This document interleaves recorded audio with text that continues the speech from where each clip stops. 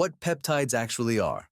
Peptides are short chains of amino acids, basically mini proteins. Your body naturally produces thousands of them to signal biological processes. Growth hormone-releasing peptides tell your pituitary gland to produce more growth hormone. Others trigger tissue repair, fat loss, or recovery. The difference between peptides and steroids. Steroids replace what your body makes. Peptides signal your body to make more of its own hormones. You're not injecting testosterone. You're tricking your pituitary into producing more growth hormone naturally. The reality is, these are research chemicals with unknown long-term effects being injected by people who treat Reddit threads as medical advice. Growth hormone secretagogues. These peptides signal your pituitary to release growth hormone. They mimic ghrelin, the hunger hormone that also triggers GH release, GHRP6. Dosage: 100 to 300 micrograms, 2 to 3 times daily. Effects: moderate GH spike, extreme hunger, water retention. Side effects: intense appetite increase, elevated cortisol, and prolactin. Results: modest muscle gains, improved recovery. GHRP6 was the original. It works, but the hunger is debilitating. Users report eating 5,000 plus calories easily. GHRP2. Dosage: 100 to 300 micrograms, 2 to 3 times daily. Effects: stronger GH release than GHRP6, less hunger. Side effects: still increases appetite, cortisol spike. Results: better for body composition, improved fat loss.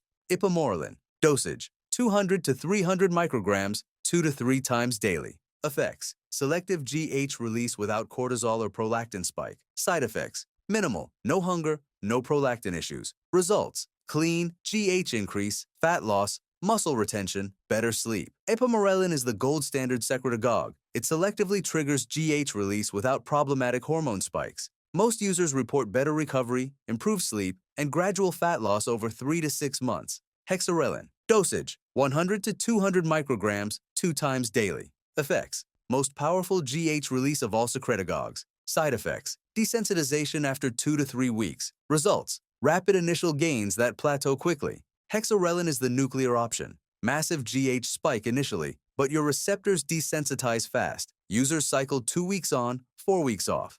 Growth hormone-releasing hormone analogs. These mimic your body's natural GHRH, the hormone that signals GH release. They work synergistically with secretagogues for amplified effects. CJC1295 with DAC. Dosage: 1,000 to 2,000 micrograms, once or twice weekly.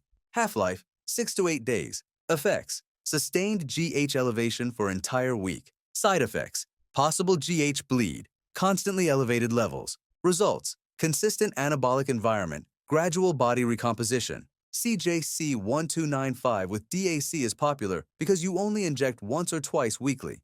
The downside: your body never gets a break from elevated GH. Modified GRF 1-29. Dosage: 100 to 200 micrograms, 2 to 3 times daily. Half-life: 30 minutes. Effects: short, powerful GH pulse that mimics natural release. Side effects: minimal when dosed properly. Results: synergizes perfectly with Ipamorelin. Modified GRF 1-29 creates a natural GH pulse rather than sustained elevation. Combined with Ipamorelin, you get maximum natural GH release possible. The standard stack: 100 micrograms modified GRF plus 200 micrograms Ipamorelin, injected together 2 to 3 times daily. Morning, post-workout, before bed. This is the peptide protocol that actually works long-term. Actual growth hormone, HGH. Dosage: 2 to 10 international units daily. Effects: direct GH replacement, not stimulation. Side effects: insulin resistance, joint pain, organ growth, expensive. Results: significant muscle growth, dramatic fat loss. Real pharmaceutical HGH isn't a peptide, it's bioidentical growth hormone. Dosages of 4 to 6 IU daily produce noticeable body recomposition. The problems: HGH costs $500 to $2,000 monthly for pharmaceutical grade. Long-term use causes insulin resistance. High doses cause organ growth. Your heart and kidneys don't stop growing. Healing and recovery peptides. BPC157. Dosage: 250 to 500 micrograms, twice daily. Duration: 4 to 8 weeks for injuries. Effects: accelerated healing of tendons, ligaments, muscles. Side effects: minimal documented. Results: injuries that take months heal in weeks. BPC157 accelerates healing of almost any soft tissue injury.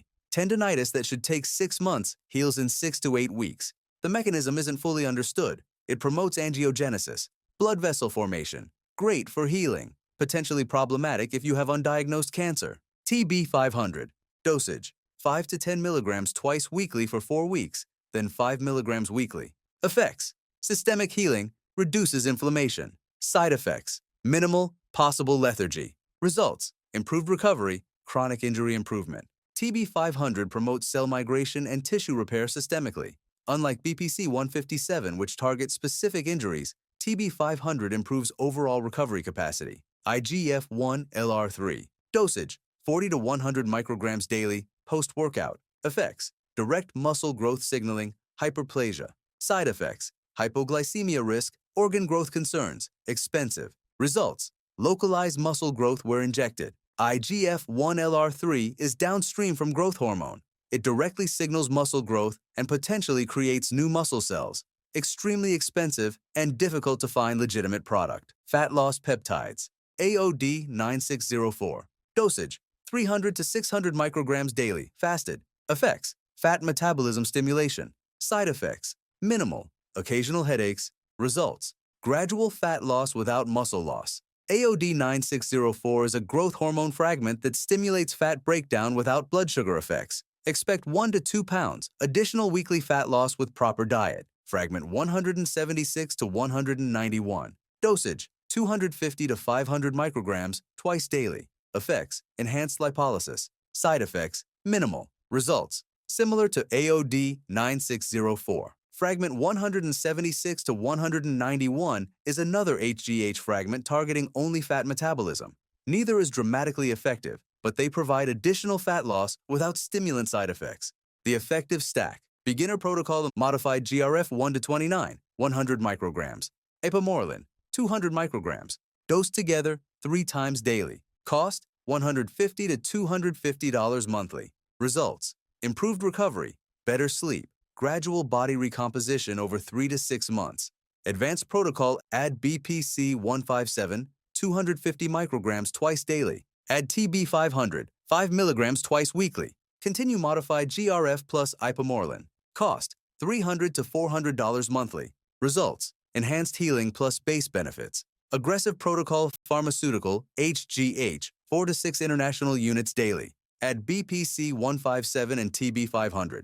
Cost: $700 to $1,500 monthly. Results: significant muscle growth, dramatic fat loss. The reality check: peptides aren't magic, they're incremental improvements. Modified GRF plus Ipamorelin might add 5 to 8 pounds of muscle over 6 months that you wouldn't have gained naturally. Compare this to steroids. A basic testosterone cycle adds 20 to 30 pounds in 12 weeks. Peptides are 10 to 20% as effective for muscle growth. The problem is we don't have long-term safety data. These are research chemicals. Pharma-grade HGH has 30-plus years of data. Ipamorelin, maybe 10 years of underground use. Quality control is another nightmare. Third-party testing shows 30 to 40% of peptides are underdosed, contaminated, or completely fake. Side effects nobody talks about. Injection site issues. Daily injections cause scar tissue buildup and injection fatigue. Your stomach and thighs become pincushions. Blood sugar dysregulation. GH and IGF-1 are antagonistic to insulin. Long-term use can impair insulin sensitivity, requiring metformin or leading to diabetes. Tumor growth concerns. GH and IGF-1 promote cell growth. If you have undiagnosed cancer, you're potentially feeding it. Cost versus benefit. Spending $200 to $400 monthly on peptides for marginal gains versus spending that money on better food or coaching might be smarter. The uncomfortable truth. Peptides occupy a weird middle ground. Less effective than steroids, more effective than supplements, with unknown long-term risks. They're marketed as safe alternatives when they're really just less studied drugs. If you're considering peptides, ask yourself, am I maximizing natural potential first? Am I training optimally? Is my diet dialed in? Am I sleeping 8 hours? If the answer is no, peptides won't fix it. For the 1% who are truly maximizing everything natural, the modified GRF plus Ipamorelin stack is the most researched and seemingly safest option. Everything else is higher risk with marginal additional benefit. But understand what you're doing. Injecting research chemicals to marginally enhance what hard work would achieve anyway. That's not a judgment. It's reality.